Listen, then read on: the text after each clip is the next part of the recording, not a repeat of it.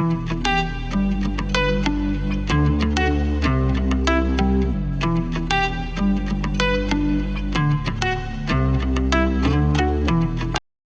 Everyone, welcome back to my channel chemistry with Bhumika. और last video में हम लोग इलेक्ट्रोकेमिकल सेल के बारे में बात कर चुके हैं।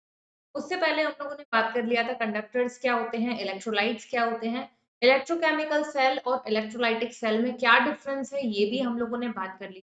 और लास्ट में हम लोग ये डिस्कस करते हुए आए थे कि सॉल्ट ब्रिज हमने क्यों यूज किया, क्या उसका इम्पोर्टेंस था। या एक क्वेश्चन अब यहाँ पर मैं आपसे पूछती हूँ, सॉल्ट ब्रिज में हम KCl और KNO3 जो फिल किए थे, क्या उसकी जगह हम NaCl और NaNO3 फिल कर सकते हैं? इसका आंसर मुझे जरूर देना। आज हम लोग शुरू करने वाले हैं डेनियल सेल से। और डेनियल सेल कुछ कोई खास या कोई स्पेशल सेल नहीं है, it's just a modified form of electrochemical cell. अब देखो हमारे टाइम में क्या होता है, हम लोग जो नोटिस करते हैं को कि जब भी हम कोई चीज मॉडिफाई करके लाते हैं या कोई चीज का नया लेटेस्ट वर्जन आता है, तो आप क्या नोटिस करते हो सबसे पहले कि वो चीज कितनी ज्यादा कॉम्पैक्ट आई है, कितना आसानी से आप उसे अपने घर में रख सकते हो, कितना आसानी से आप उसे यूज कर सकते हो। यही चीज जो है वो मॉडिफाई होकर आती है ना। यही होता था, टीवी जो है पहले से कितने छोटे छोटे छोटे छोटे होते हुए आज मोबाइल पर भी हम टीवी देख लेते हैं। पहले ये साइज कितने बड़े बड़े होते थे और कितने ज्यादा जगह या कितना स्पेस ये घेरते थे। बस यही मॉडिफाइड फॉर्म जो डेनियल सेल है वो केमिकल सेल का आया। अब देखो इस सेल में आपका क्या रहा है कि यहाँ पर ये इस टाइप का एक पोरस स्पॉट हम लोग लेंगे। ठीक है, पहले मैं यहाँ स्ट्रक्चर बना रही हूँ, आप नोटिस करना कि पहले इसमें क्या क्या रहा।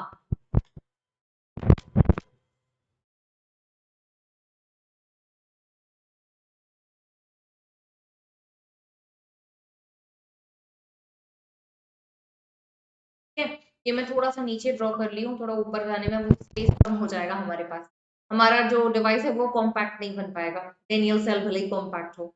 अब देखो यहाँ पर क्या हुआ, हमने सबसे पहले एक पोरस पॉट ले लिया। पोरस पॉट बेसिकली हमने किस टाइप का पॉट लिया है, जो कि आपके मेटल सोल्यूशन से रिएक्शन नहीं करेगा। ठीक है, इसमें हम लोग अब इसमें हम लोग क्या करेंगे, हमने यहाँ पर डाला ये जिंक का एक रॉड। ठीक है, जिंक का एक रॉड लिया और इसको हमने यहाँ पर पुट किया। ये कौन सा सोल्यूशन है, हमने इलेक्ट्रोकेमिकल सेल में यही बात किया था, जिसका आप रॉड लें, ये बाद में लिखूंगी और नेमिंग बाद में करूंगी। हमने लिया है यहाँ पर जिंक का रॉड और सोल्यूशन डाला है जिंक सल्फेट का। ठीक है, इसको हम लोग कनेक्ट करेंगे। आप लोग मुझे बताओगे कि हमने लास्ट टाइम जिंक को कौन सा रॉड माना था। ठीक है, इसके बाद देखो नेक्स्ट आओ, अब ये जो पूरा सोल्यूशन है, इस पूरा ये जो पूरा स्पॉट जो आपने लिया है, इस पूरे को उठाकर आप एक ऐसे अलग कंटेनर में रख देंगे। ठीक है, अब इस कंटेनर में आप लोग यहाँ क्या फिल करेंगे, कॉपर सल्फेट का सोल्यूशन ये भर दिया भाई हमने कॉपर। अब देखो यहाँ पर थोड़ा थोड़ा नेमिंग और लेबलिंग करते जाएं इनकी। ये यहाँ पर हम लोगों ने लिया था क्या, जिंक का रॉड, और इस जिंक रॉड को हमने किस में पुट किया था, ZnSO4 के सोल्यूशन में। साथ में यहाँ पर हमने ये लिया है कॉपर सल्फेट का सोल्यूशन, और कॉपर सल्फेट के सोल्यूशन को मेटल रॉड कहाँ ली हमने, इलेक्ट्रोकेमिकल सेल के लिए हम यही तो करते थे। तो यहाँ इस बार हमने क्या किया कि पूरा का पूरा कंटेनर ही उस कॉपर का बना दिया। तो अब यहाँ पर ये हमारा हो गया कॉपर मेटल रॉड। ठीक है, या जब हम इलेक्ट्रोड अलग से ले रहे थे वो हमने उसको सीधे कॉपर में। अब हम लोगों ने नोटिस किया था इलेक्ट्रोकेमिकल सेल में कि ये दोनों जो थी वो कनेक्टेड थी आपस में। अब ये कैसे कनेक्टेड होंगी,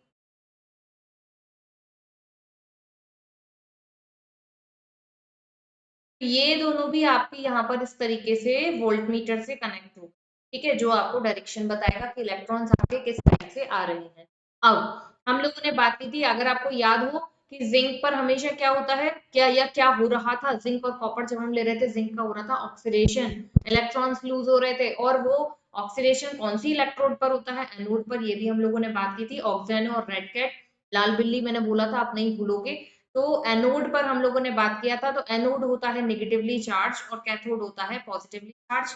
यहाँ तक अभी हमें कोई प्रॉब्लम नहीं आया। ठीक है, as it is same reaction होगी जो लास्ट में हुई थी, कि ये जो ब्लू कलर का हमारा कॉपर सल्फेट का ये सोल्यूशन था, ब्लू कलर वाला, ये धीरे धीरे क्या हो जाएगा, ट्रांसपेरेंट होता जाएगा, क्योंकि कॉपर जो मेटल है वो उसमें से निकल कर इसमें आता जाएगा। और कॉपर मेटल निकलता नहीं जाएगा, कॉपर मेटल इस पे डिपॉजिट होता जाएगा। भाई यही तो बात किया था हमने कि कॉपर सल्फेट का जो सोल्यूशन है उसमें से कॉपर आयंस निकलकर मेटल पर डिपॉजिट हो जाते हैं, मेटल साइज में थिक होती जाती है। बिल्कुल सेम यहाँ होगा कि आपका जो कंटेनर है वो अंदर की तरफ से थिकनेस बढ़ाता जाएगा। रिड्यूस क्या होगा साइज में, रिड्यूस होगा आपका जिंक का इलेक्ट्रोड। यही बात किया था हम लोगों ने कि हम क्या नोटिस करते हैं कि जिंक का जो रॉड है वो धीरे धीरे धीरे धीरे करके आपका क्या हो रहा था, साइज में रिड्यूस होता जा रहा था। तो बिल्कुल सेम रिएक्शन जो आप लोगों ने वहां की थी वो यहाँ हो जाएंगी कि Zn जो है ये कन्वर्ट हो जाएगा आपका Zn2+2 इलेक्ट्रॉन्स में, और ये जो कॉपर आयन है ये आपके वही 2 इलेक्ट्रॉन एक्सेप्ट करके बना लेगा कॉपर आयन, जिसका आप नेट सेल रिएक्शन यहाँ पर बना लेंगे।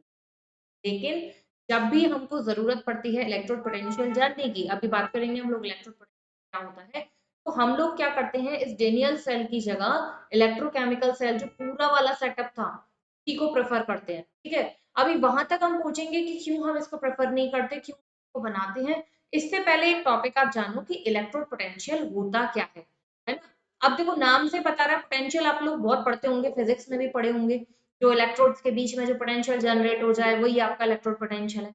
अब देखो इस पोटेंशियल को कैसे जाना जाता है कि आपने यहाँ क्या किया, एक कंटेनर ले लिया, इस कंटेनर में आप जो मेटल रॉड डालेंगे उसी का आप लेंगे यहाँ पर सोल्यूशन, जो भी आपने मेटल लिया उसी का सोल्यूशन। तो मैं यहाँ इमेजिन कर लूं कि हमने यहाँ लिया था कॉपर रॉड और इसे हमने पुट कर दिया है कॉपर सल्फेट के सोल्यूशन में। ठीक है, यहाँ तक कोई प्रॉब्लम नहीं होनी चाहिए। अब मेटल का नेचर हमेशा से हमने क्या पढ़ा है कि मेटल इलेक्ट्रॉन डोनेट करना चाहते हैं, कि उनके पास एक्सेस में जो इलेक्ट्रॉन्स प्रेजेंट हैं जो उनकी शेल को फुलफिल या स्टेबल नहीं बना पा रहे हैं, वो चाहते हैं कि ये इलेक्ट्रॉन रिलीज कर दिए जाएं ताकि ये अपनी स्टेबिलिटी गेन कर सकें और आराम से सुकून से बैठ सकें।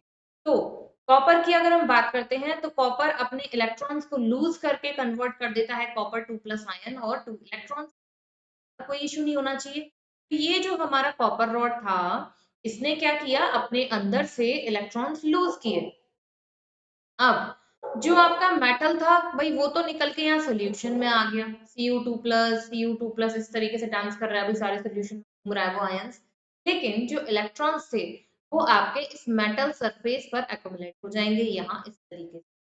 अब क्या होगा, जो मेटल रॉड है उस पर आ गया है आपका नेगेटिव चार्ज, तो नेगेटिव की तरफ कौन अट्रैक्ट होता है, पॉजिटिव, है ना। तो ये पॉजिटिव वाले क्या होंगे कि जो सोल्यूशन में प्रेजेंट है ये आपके इस तरीके से Cu2+, तरीके से इसको सराउंड कर लेंगे चारों तरफ से। तो अब ये इलेक्ट्रॉन निकल के बाहर नहीं आ पाएंगे, जो कॉपर आयन थे उन्होंने इसको घेर लिया। तो अब ये क्या होगा, इन दोनों के बीच में, नेगेटिव और पॉजिटिव के बीच में एक पोटेंशियल डिफरेंस क्रिएट हो जाएगा जिसको हम बोलते हैं इलेक्ट्रोड पोटेंशियल, या जिसको ईएमएफ भी कहा जाता है। अब देखो यहाँ पर क्या होगा, जब ये नेगेटिव वाले इलेक्ट्रॉन्स यहाँ से निकल रहे थे और पॉजिटिव वाले ने इसको सराउंड कर लिया, तो एक टाइम बाद यहाँ पर इक्विलिब्रियम जनरेट हो जाएगा, और इस इक्विलिब्रियम के जनरेट होने के बाद अब यहाँ पर जो चार्ज है वो फिक्स हो जाएगा और चेंज नहीं होगा, है ना। अब ये फिक्स रहेगा ये चार्ज यहाँ पर। तो इस टाइप को हम बोलते हैं इलेक्ट्रोड पोटेंशियल। अब देखो यहाँ पर क्या था, ये इलेक्ट्रोड पोटेंशियल हमारा दो टाइप का हो जाता है, एक तो जिसे हम बोलते हैं ऑक्सीडेशन इलेक्ट्रोड पोटेंशियल, और एक जिसे हम बोलते हैं कि रिडक्शन इलेक्ट्रोड पोटेंशियल। अब इन दोनों में क्या हुआ, ऑक्सीडेशन का मतलब हमेशा से होता है इलेक्ट्रॉन को लूज करना, तो इस मेटल रॉड ने अपना ये इलेक्ट्रॉन आयंस दिए और इलेक्ट्रॉन एक्सचेंज कर लिए। लेकिन अब ये आयंस का क्या टेंडेंसी रहेगा कि भाई अब मैं अपने ऊपर जो इलेक्ट्रॉन मेरे चले गए हैं उनको मैं वापस से ले लूं, तो ये अपने इलेक्ट्रॉन वापस से लेके कन्वर्ट होना चाहेगा कॉपर में। तो एक मेटल रॉड अपने आप को कॉन्टिन्यूअसली ऑक्सीडेशन भी कर रही है और रिडक्शन भी कर रही है, तो दोनों तरीके से जो चेंजेस आते जा रहे हैं इसी को हम ओवरऑल कह देते हैं इलेक्ट्रोड पोटेंशियल। लेकिन अब यहाँ पर क्या है, हम लोगों ने जो इलेक्ट्रोकेमिकल सेल में बात की थी कि ये चीजें इतना भी आसान नहीं है जनरेट करना या कैलकुलेट करना, इसके लिए आपको कुछ कंडीशंस फिक्स्ड रखनी पड़ती हैं। अब ये कंडीशंस क्या फिक्स्ड रखनी पड़ेंगी, जैसे कि आपको जो सोल्यूशन आपने लिया है उसका कंसंट्रेशन आप 1 मोलर रखो, पहली चीज। दूसरा, आप वहां पर प्रेशर जो है वो 1 बार 1 एटमॉस्फेरिक रखो, है ना, जो भी है प्रेशर आपको फिक्स्ड रखना है। टेम्परेचर आप क्या ले रहे हो वहां पर, रूम टेम्परेचर। रूम टेम्परेचर क्या होता है आपका 25 डिग्री सेल्सियस को माना जाता है या 298 केल्विन। तो ये तीनों चीजें जब आपकी फिक्स हो जाती हैं तो जो आप इलेक्ट्रोड पोटेंशियल कैलकुलेट करके लाएंगे उसे हम बोलेंगे स्टैंडर्ड इलेक्ट्रोड। तो वहां पर स्टैंडर्ड कंडीशन में आप जानेंगे। लेकिन अब मैं आपसे कहूँ कि ये मैं कहीं जा रही थी और मुझे एक मेटल का टुकड़ा मिल गया। अब ये मेटल का टुकड़ा कितना वोल्टेज मुझे प्रोवाइड कर सकता है, कितना पोटेंशियल मुझे इससे मिल सकता है, मैं कैसे पता? तो अब आपको क्या करना पड़ेगा कि आपको उसके लिए कोई एक ऐसी चीज चाहिए जो आप इलेक्ट्रोकेमिकल सेल, जब हम पढ़ते थे, ये लास्ट में आ जाते हैं, एक मिनट, जब हम इसमें पढ़ते थे, सपोज मुझे अगर जिंक का जानना था, कॉपर का नहीं जानना था, तो मैं क्या करती, वोल्ट मीटर चेक करती। वोल्ट मीटर में जितना करंट मिलता मुझे वो जिंक का मिलता। लेकिन अभी इस केस में क्या हो रहा है, जो जिंक अपने इलेक्ट्रॉन प्रोवाइड कर रहा है वो कॉपर को दे रहा है, तो जो ओवरऑल जो हमें पोटेंशियल मिल रहा है वो दोनों का मिल रहा है। लेकिन अगर मुझे किसी एक का ही चाहिए तो क्या करें, तो हम यहाँ पर इसके कॉपर वाले की जगह कुछ ऐसा यहाँ एक वो यूज कर लें सेटअप जिसका खुद का कोई पोटेंशियल ना हो। ऐसा हो जाएगा। अगर मैं यहाँ पर वो वाला मेटल रॉड लगा लूं जिसका मुझे जानना है पोटेंशियल, और यहाँ मैं वो वाला यूज कर लूं जिसका खुद का कोई पोटेंशियल ही नहीं है, तो ऐसे में मेरे लिए तो मजे आ जाएंगे ना, मैं तो इजीली वोल्ट मीटर में जो मिलेगा वही पोटेंशियल मिलेगा जो उस मेटल का था। बस इतना सा काम हमको यहाँ और करना है आगे, और वही हो जाएगा। उसके लिए हम स्पेशली प्रिपेयर और डिजाइन करते हैं स्टैंडर्ड हाइड्रोजन इलेक्ट्रोड, एसई। अब ये क्या होता है, देखो इसका सेटअप पढ़ लेते हैं थोड़ा सा। सेटअप पढ़ने के बाद फिर हम बात करेंगे कि हमने किस तरीके से इसमें, किसने हमारी हेल्प करी पोटेंशियल को जानने में किसी अननोन मेटल के लिए, ठीक है। देखो इसके सेटअप में क्या किया जाता है कि हम इस तरीके से एक इन्वर्टेड एक यहाँ पर ग्लास ट्यूब रख देते हैं, और इस ग्लास ट्यूब में ये यहाँ पर लिया हुआ है एक प्लेटिनम का वायर। इस प्लेटिनम वायर से, ये ब्लैक कलर का आपको जो दिख रहा होगा, ये प्लेटिनम ब्लैक एक मेटल हमने यहाँ पर जोड़ दिया है। प्लेटिनम आपने नाम सुना होगा, प्लेटिनम ब्लैक यहाँ जोड़ दिया। इसके बाद यहाँ क्या करा, इन सब में हाइड्रोजन गैस यानी कि H2 गैस को पास कराया गया है। अब क्योंकि हमने नाम क्या दिया है, स्टैंडर्ड, तो स्टैंडर्ड नाम सुनते ही आपके कान खड़े हो जाने चाहिए कि प्रेशर, टेम्परेचर, कंसंट्रेशन तीनों हो जाएंगी फिक्स्ड। प्रेशर आपका कितना हो जाएगा यहाँ से 1 बार, टेम्परेचर आपका हो जाएगा 25 डिग्री सेल्सियस और 298 केल्विन, और कॉन्सेंट्रेशन आपका यहाँ से हो जाएगा 1 मोलर H प्लस आयन या 1 मोलर जो भी आप सोल्यूशन करते हो। तो ये तीन कंडीशन यहाँ पर फिक्स्ड हुई और हमारी बन गई स्टैंडर्ड हाइड्रोजन इलेक्ट्रोड। अब देखो क्या हुआ, ये जो इलेक्ट्रोड है ये हमारा दोनों तरीके का वर्क करती है, एज अ एनोड भी और एज अ कैथोड भी। तो क्या होगा, एनोड पर हमने क्या पढ़ा है, एनोड पर क्या होता है, ऑक्सीडेशन। तो ऑक्सीडेशन के दौरान इलेक्ट्रॉन्स क्या किए जाते हैं, लूज। आप यहाँ पर क्या देखोगे कि जब आप H2 गैस पास कर रहे थे इस सोल्यूशन में, धीरे धीरे आपको वहां पर आयंस मतलब कुछ भी नहीं दिख रहा है। आप H2 गैस पास किए जा रहे हो सोल्यूशन में, वो डिसॉल्व हुई जा रही है। तो डिसॉल्व होके वो किस में कन्वर्ट हो रही होगी, 2H प्लस प्लस 2 इलेक्ट्रॉन, यही हो रहा होगा वहां पे। थोड़ी देर में आप वहां पे क्या नोटिस करते हैं, एक मिनट, एनोड के साथ अब मैं यहाँ लिख दूं कैथोड। थोड़ी देर में आप यहाँ पर नोटिस करते हैं कैथोड पर क्या होता है, रिडक्शन, कि यहाँ पर आपको सोल्यूशन में अब बबल्स दिखाई देने लग गए। बबल्स किसके आए, ये बबल्स आपके इसके आए कि ये जो H प्लस आयन से इन्होंने अपने वही इलेक्ट्रॉन्स एक्सेप्ट कर लिए, और एक्सेप्ट करने के बाद इसने बना लिया H2 गैस जो बबल की फॉर्म में अब ऊपर की बाहर निकल रही है। तो एक बेसिकली ऐसी सेल जो आपका एनोड और कैथोड, जो आपका ऑक्सीडेशन और रिडक्शन दोनों का काम करती है, उसको हम लोग यहाँ पर क्या नाम देंगे, स्टैंडर्ड हाइड्रोजन इलेक्ट्रोड। अब हमने बात जो की थी कि ऐसी सेल चाहिए हमको जो क्या करे, जो खुद का जिसका ईएमएफ जीरो हो। तो हम देखें जरा, हम पहले नेट रिएक्शन तो बना लें। इस नेट रिएक्शन के लिए हमने क्या लिया, 2H प्लस प्लस 2 इलेक्ट्रॉन, ये जो हमारा ऑक्सीडेशन हुआ था। दूसरा हमने क्या लिया, 2H plus plus 2 electron giving rise to H2। अब हम जरा ओवरऑल देखेंगे तो H प्लस से H प्लस गया, इलेक्ट्रॉन से इलेक्ट्रॉन गए, H2 से चला गया, नेट हमारा क्या आ गया यहाँ से। बस यही हमको सेल चाहिए थी। अब आपको लगेगा वाह कितना इजी है ना, कि एक तरफ SH ही लगा दो और एक तरफ जिस मेटल का जानना है वो लगा दो, बढ़िया सा वोल्टेज हमें उसमें मिल जाएगा, हमें पता चल जाएगा कितना ही पोटेंशियल क्रिएट कर सकता है। लेकिन SHE को मेंटेन करना इतना इजी नहीं है। पहले तो आपको ये तीनों कंडीशन जो हमने पढ़ी थी, प्रेशर, कंसंट्रेशन, टेम्परेचर, ये तो मेंटेन रखना ही है। साथ में यहाँ एक और प्रॉब्लम क्या होता है कि प्लैटिनम एक ऐसा मेटल है जो इतना सा भी अगर सोल्यूशन में इम्प्योरिटी आ गया तो तुरंत अपने आप को पॉइजन कर लेता है और वहां पर खराब कर लेता है। तो उस तरीके से हमें प्रॉपर्टीज जो है एक्यूरेट नहीं मिल पाती हैं। तो इसको अब थोड़ा चेंज करके अब सिल्वर भी यूज किया जाता है यहाँ पर, ये कैलोमल वगैरह ले लेते हैं। तो उसको उसकी वजह से क्या होता है कि रिजल्ट जो है थोड़ा सा ज्यादा हमको एक्यूरेट मिलते हैं। अब अगर हम बात करें कि किस तरीके से तो फिर हम इसका इलेक्ट्रोड पोटेंशियल अब कैलकुलेट करेंगे।